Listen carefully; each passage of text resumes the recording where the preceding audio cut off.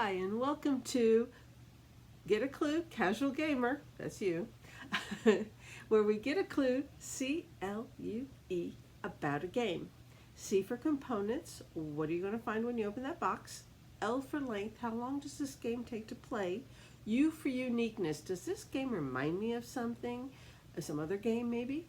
And E for ease, how easy is it to learn, teach, play? How easy is it to find? How easy is it on your pocketbook? And today we are looking at a game that came out in 2022, Fun Facts. It's by Repos Productions, and you might know Repos Productions from a couple of their other games, which I own both of.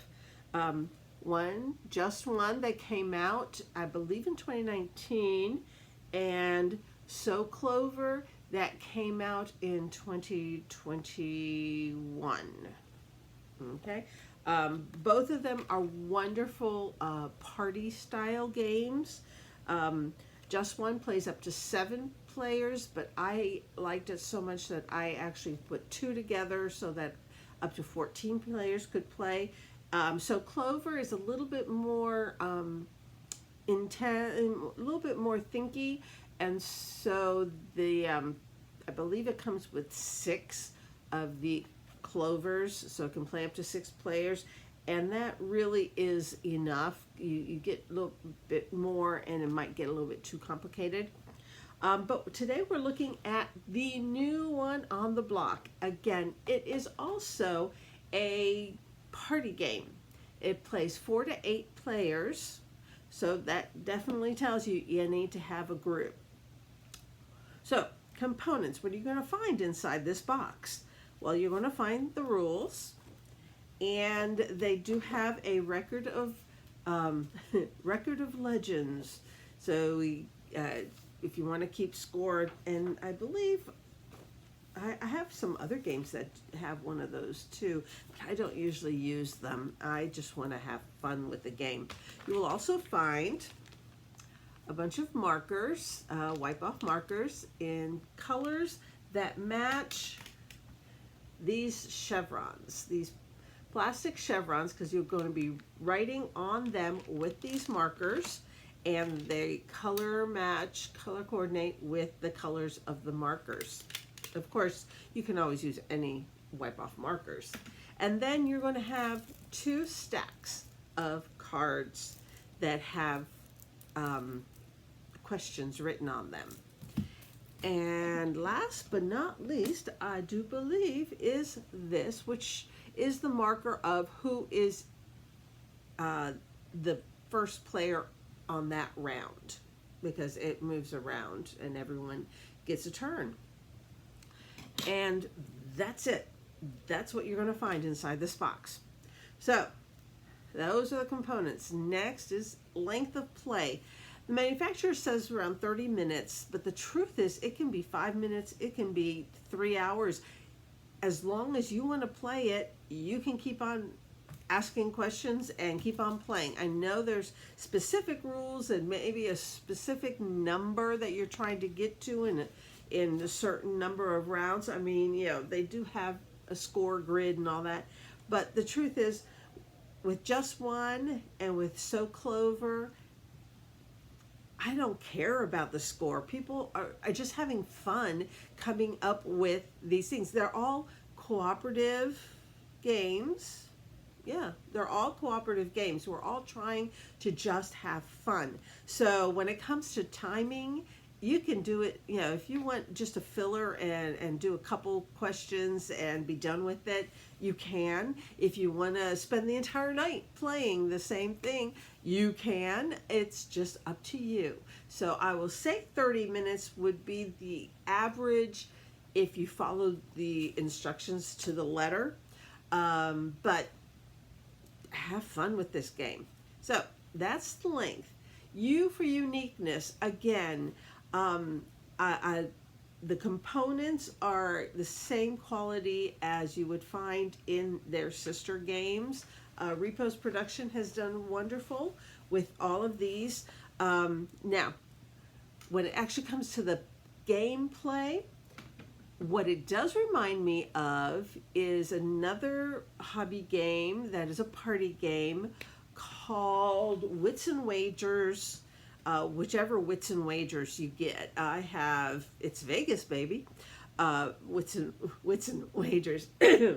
And what it reminds me of is the fact that you really don't need to know trivia or anything like that. It has nothing to do with trivia. It has to do with knowing yourself. This game has to do with knowing yourself. Wits and Wagers is kind of guessing who you think might be closest to the right number.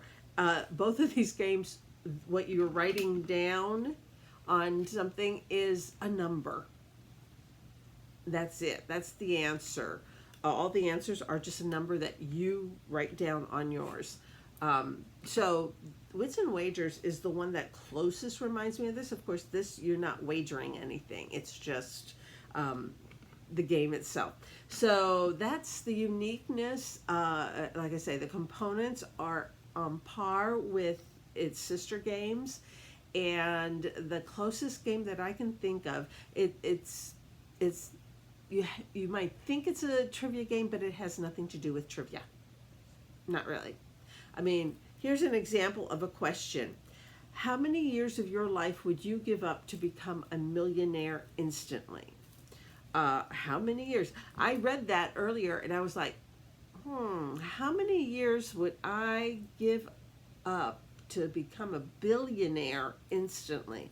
Said, well, so I divided 1 billion by 365 and came up with, oh, you know what? I might be willing to give up 1 day for $2.7 million. You're like, I could give up 1 day for 2.7 million. I don't care about a billion. But for me, I would probably have written 1/365. So that, it's like, I'm here like, if you're going to give away free money for 1 day, I could be, my grandma lived to be over 100 and my other grandmother almost 95. Yeah, I could give up a day if I got the money instantly and was able to help stabilize my family and myself, and that would be more than enough. I don't need to be rich. I just need to be healthy and happy and have my family be as healthy and happy as possible. So anyway, so that would be my answer. But and when everyone writes their answer and their name is on the other side, you take turns laying it down in like an arrow facing, but you can put yourself where you think your answer fits between other people's answers without knowing what their answer is. But it's a cooperative game. You want to get it right.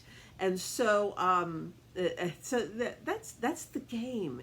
So we go from unique to ease. How easy is this game to learn, teach, play? Well, I just basically gave you the instructions. And if you want the whole instructions, here it is. I mean, it's a party game. It's meant to be simple to set up. It's meant to be simple to play. And that's, the reveal and a score grid if you want to keep score. That's it. That's the game. What's the other question that I can see here? How many days did your longest trip last? How many days did my longest trip last? I think probably 10 or 11 days, but I'll say 14.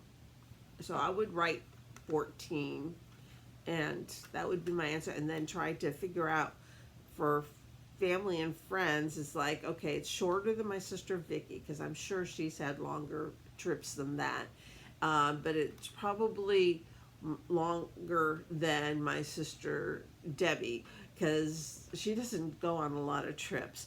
And so it's like, depends on who you're playing with. This is a game that you could play with people you know, and try and get it right, or it's a great icebreaker, a way to get to know people that you work with, or get to know a group that you're new to. Yeah, this is one of those easy games to do that. So it's very easy. How easy is it on your pocketbook, and how easy is it to find? Well, Amazon has it, and they're charging retail. Retail is $25. Retail is $25, which is a reasonable cost. I did check. Board Game Geek was selling it for $20, but they're out of stock. Miniaturemarket.com has it in stock for $20. So you can get it at miniaturemarket.com for $20 or at Amazon for $25. And if if Game Nerds gets it back in stock, their price is normally $20 as well. And so there you have it. You got a clue about the game Fun Facts. There it is. Have a wonderful week. Happy gaming, and God bless you and your family. Until next time. Bye.